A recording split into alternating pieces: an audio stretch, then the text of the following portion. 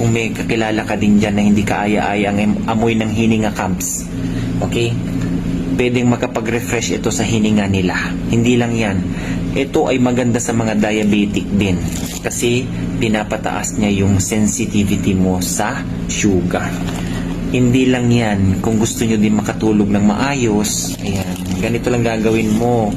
Kumuha ka ng 1, 2, 3, 4, 5. O, 5 piraso. Ganyan lang katipid gamitin to, Cubs, ha? Lagay mo sa tubig. Yung tubig dapat mainit. O, siyempre, kapag ininom mo yan, medyo maligam-gam lang. Hindi naman pwedeng inumin yung mainit.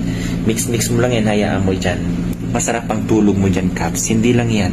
Maganda din ito sa ating mga digestive system. Okay? At saka, malaki din ang itutulong nito for tinutulungan ng ating appetite for detoxification. Hindi po ba?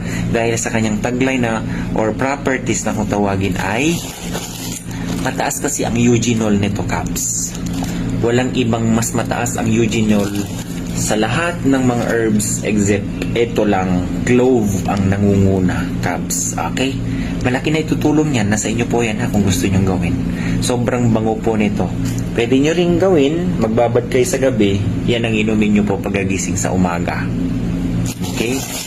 Lalo na kapag kayo, tandaan nyo kapag sa umaga, dyan tumataas ang cortisol level. Okay? Yan yung nagbibigay sa inyo ng pagka-nervyos. Pag-aalala, mga ganyan.